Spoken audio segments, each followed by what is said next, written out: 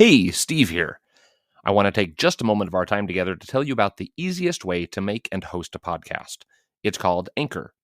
I use Anchor to make and host Moveable Dough, and I've been extremely happy with the experience.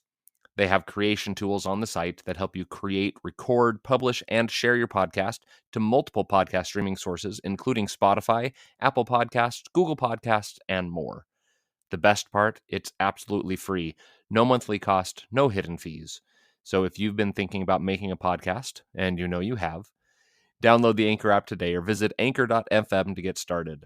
Thanks for listening, and let's get back to Moveable Dough.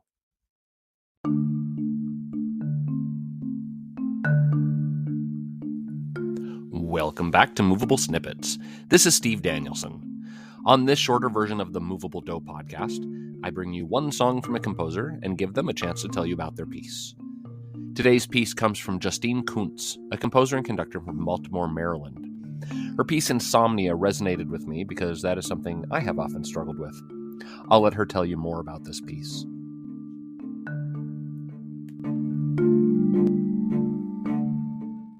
The moon in the bureau mirror looks out 1,000,000 miles, and perhaps with pride at herself, but she never smiles.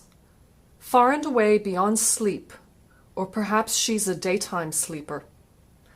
By the universe deserted, she'd tell it to go to hell, and she'd find a body of water, or a mirror on which to dwell. So wrap up care in a cobweb and drop it down the well into that world inverted, where left is always right, where the shadows are really the body, where we stay awake all night, where the heavens are shallow as the sea is now deep, and you love me.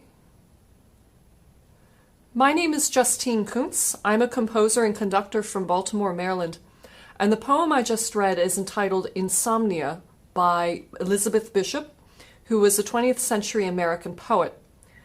Bishop's voice in her poetry is very distant and removed, and she relies a lot on symbols and imagery to make her meaning known. In this poem in particular, there are lots of references to reflection mirrors, and that's going to come back later as I discuss the structure of the piece. So, choral composers get asked the question a lot, do you start with text or do you start with the music? And for me, it's a little bit of both.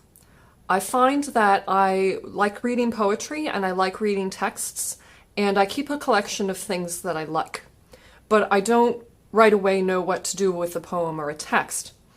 And then as I have musical ideas, sometimes they'll attach themselves to those texts.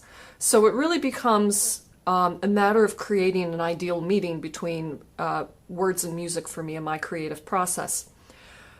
So the origin story of this piece goes, I was a conducting student at Butler University, pursuing my master's in choral conducting, and my recital was coming up, and naturally as a composer I wanted to write something for my recital and have it performed. And the summer before my recital I was just noodling on a keyboard, and the opening solo of the piece, "The moon in the bureau mirror," came to me. That was the first musical idea that came to me, and right away I knew it was with this poem. I had read Bishop's poetry some years before. This and another one of her texts sat in my file, and I just knew that idea went with this piece. I'm not a particularly fast writer, but that evening when I had that first creative collision, I ended up writing about a third of the piece. So as you're listening, you'll notice straight away that there's kind of a pop rock influence. I don't honestly know where that came from. I do listen to classic rock and 70s and 80s rock on occasion, but I don't really have another piece in my catalog that sounds like this. So somebody can study me later and find out what the story of that is all about. So for you theory nerds out there, you'll notice listening that there's kind of a jarring harmonic tug as you listen to the piece. And that tug is oscillation between the key centers of C minor and F sharp minor. The reason this idea fascinated me. This dichotomy between two keys that are complete opposites, at complete opposite sides of the circle of fifths, was I wanted to get at Bishop's idea of reflections and things not being what they seem and things not being right, which I think is a very essential part of the poem's structure, is using reflection as a way to show what the world should be or could be, but isn't. Thanks for listening to me talk about the piece. I hope you stick around to hear the piece itself. The performance you're about to hear is from my conducting recital at Butler University in 2014, with Andy Tulipana as the alto soloist, Maida Ferreira as the pianist, and members of the Butler University community forming the choir. Thanks for listening.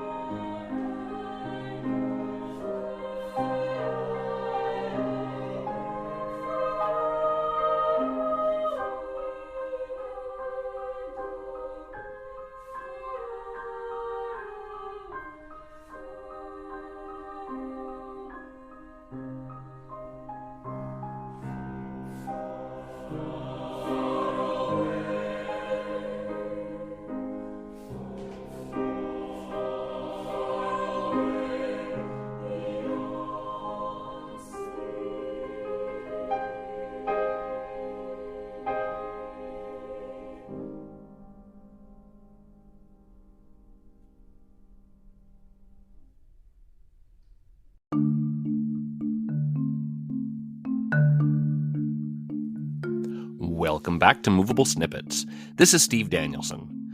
On this shorter version of the Movable Do podcast, I bring you one song from a composer and give them a chance to tell you about their piece. Today's piece comes from Justine Koontz, a composer and conductor from Baltimore, Maryland. Her piece Insomnia resonated with me because that is something I have often struggled with. I'll let her tell you more about this piece.